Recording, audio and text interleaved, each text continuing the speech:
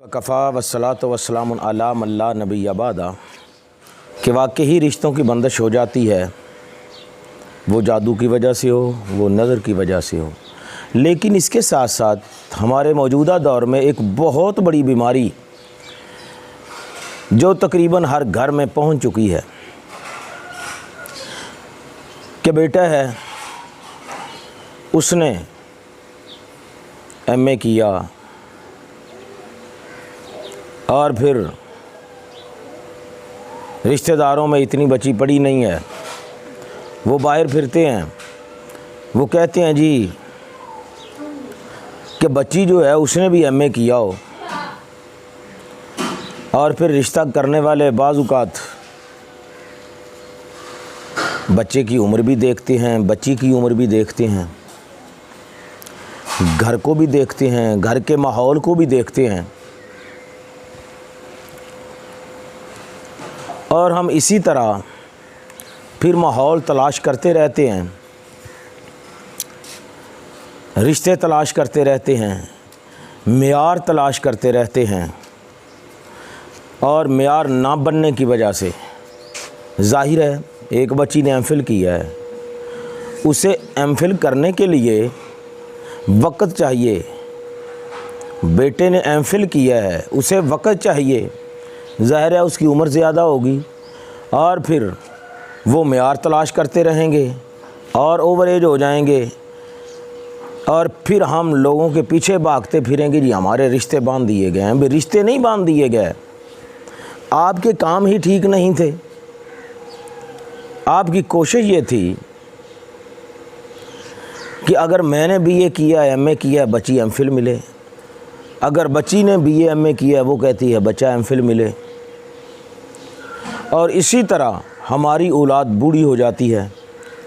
और सिर्फ यही पे बस नहीं, हमारे अंदर कितनी ही और भी कुबाहतें हैं और वो तकरीबन हर घर में पाई जाती हैं।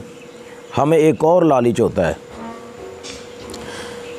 कि जहेज़ कितना मिलेगा।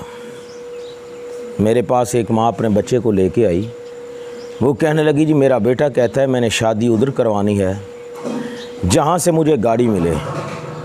मैंने उस बच्चे को बैठाया, मैंने कहा बेटा कितनी बहनें हैं। मैंने वही तरीका इस्तेमाल किया जो अल्लाह के पैगंबर सल्लल्लाहु अलैहि वसल्लम ने।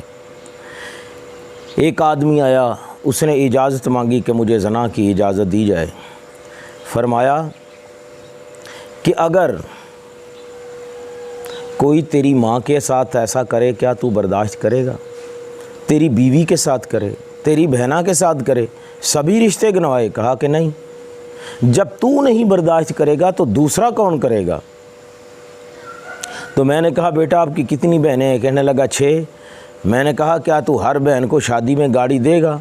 कहने लगा जी मेरी तो इतनी इस्तेतात नहीं है। भाई तेरी इस्तेतात नहीं है, आगे से तू गाड़ी मांगता है, तेरे लिए डूब मरने का और शर्म का मकाम नहीं है। तो उस बच्चे को ये बात समझ आई तो अल्हम्दुलिल्लाह को तो हालात सुधर गए। हमारे मुआशरे का ये हाल है कि किसी और के लिए सोच और होती है, अपने लिए और होती है। मेरे पास एक भाई आया, वो कहने लगा कि मैंने अपनी बेटियों की शादी की है, किसी को एक छोटी सी मामूली सी कौली और बिस्तर तक नहीं दिया। मैंने कहा बहुत ही अच्छा किया, बहुत अच्छा किया, हमें इन्हें रस्म रवाजों में नहीं पड़ना चाहिए।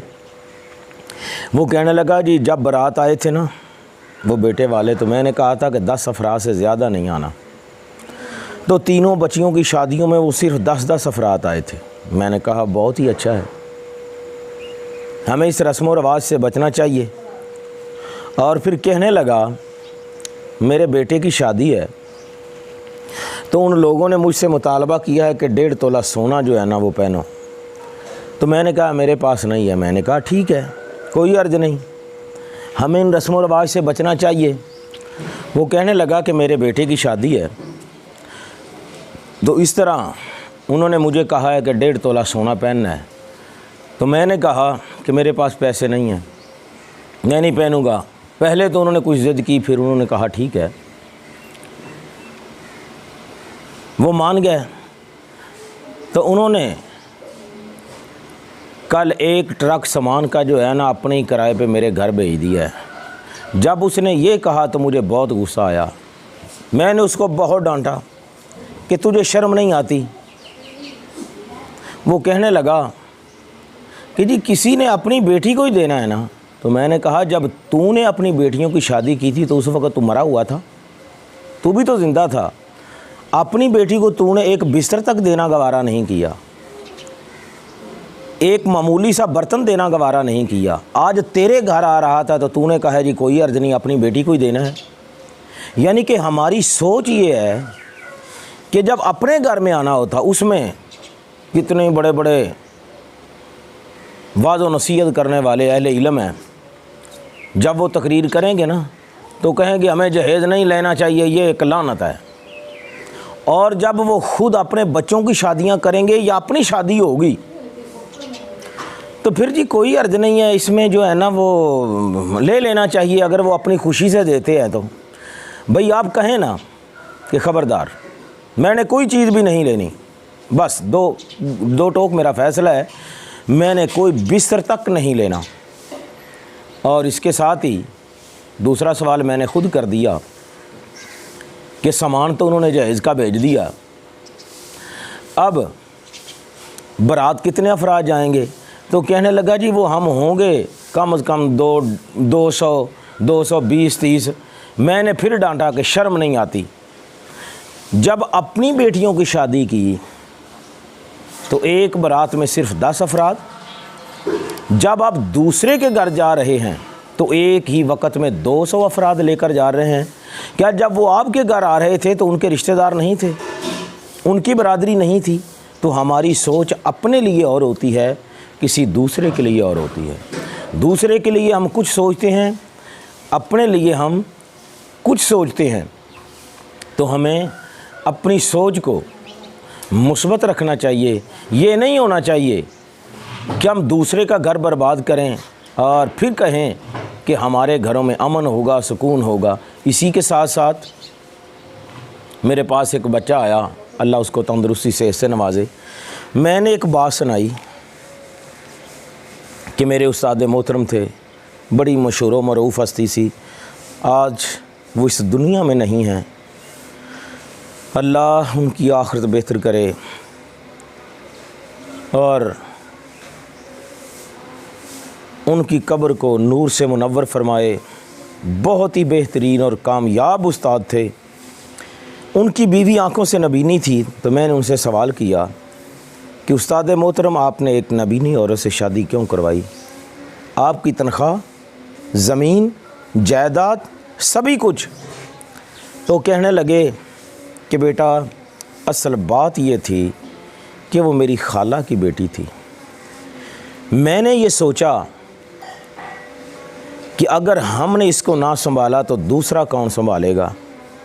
उन्होंने फिर एक लंबी दास्तान सुनाते हुए कि उनकी शादी कैसे हुई, उन्होंने वो दास्तान बयान की। तो मैंने वो पूरी कहानी बैठे हुए थे बयान की। एक बच्चा सुन रहा था। कुदरती बात है उसके अजीज़ों में भी एक बच्ची थी जिसको नज़र नहीं आता था। तो उसने भी माँ को मजबूर किया कि मैंने शादी उधर करवानी है। उस बच्चे को माँ लेकर मेरे पास आई। वो कहने लगी कि जी मेरा बेटा पागल हो गया है। मैंने उससे चंद सवाल किए बच्चे से। मैंने माँ को कहा कि बच्चा तो ठीक है, तू कह रही है कि मेरा बेटा पागल हो गया है। वो कहने लगी असल बात यह है कि हमारी एक रिश्तेदार है, उसकी बेटी आंखों से नज़र नहीं आता, नाबीनी है, ये कहता है मैंने शादी उससे करवानी है। तो मैंने कहा कि ये बिल्कुल ठीक कह रहा है, आप शादी कर दें उधर। तो वो बच्चा कहने लगा कि सर आपने मुझे पहुँचाना नहीं है, मैं आज से 3 साल पहले आपके पास आया था। आपने अपने उस्ताद मोहतरम की एक बात और एक सुनाई थी कि उन्होंने ये सोचा था कि ये हमारे रिश्तेदार हैं, हमने ना उनको संभाला तो दूसरा कौन संभालेगा। तो मैंने भी माँ को यही बात कही है। जब मेरे पास बैठे हुए माँ ने ये लफ्ज़ सुने तो माँ को गुस्सा बहुत आया। वो वहीं पे बच्चे को गालियाँ देनी उसने शुरू कर दी और कहने लगी कि मुझे क्या ख़बर थी कि यहीं से इसको गाइड किया गया है। पंजाबी जी कहने लगी इन्हों इतों ही बूटी लगी है। और जाहिर है बाहर जाके उसने मुझे भी गालियाँ दी होगी कि मेरे बच्चे को इसने ख़राब किया है। लेकिन उस बच्चे की ज़िद के सामने माँ की मजबूरी थी, बच्चा डट गया, शादी हो गई। कुछ अरसा बाद वो माँ मेरे पास आई, वो कहने लगी, भाईजान मैं वही औरत हूँ जो अपने बेटे को लेकर आई थी। बेटा अपनी ज़िद पे कायम रहा, उसी घर में उसने शादी करवाई और मेरी 2 बेटियाँ थीं, जवान थीं, कद छोटे थे, खूबसूरत भी ना थीं, अनपढ़ थीं, कोई रिश्ता लेने के लिए तैयार नहीं था, ओवर एज हो चुकी थीं, जो आता था देख के चला जाता था। जब हमने उस बेटी का रिश्ता लिया तो उस बच्ची के जो भाई थे उन्होंने अपनी माँ को मजबूर किया कि हमारी बहन जिनको आंखों से नज़र नहीं आता था, जिसको उन्होंने उसको संभाला है ना, तो हम उनकी बेटियों के साथ शादी करेंगे। तो अल्हम्दुलिल्लाह मेरी दोनों बेटियां जो हैं उनकी शादी हो चुकी है।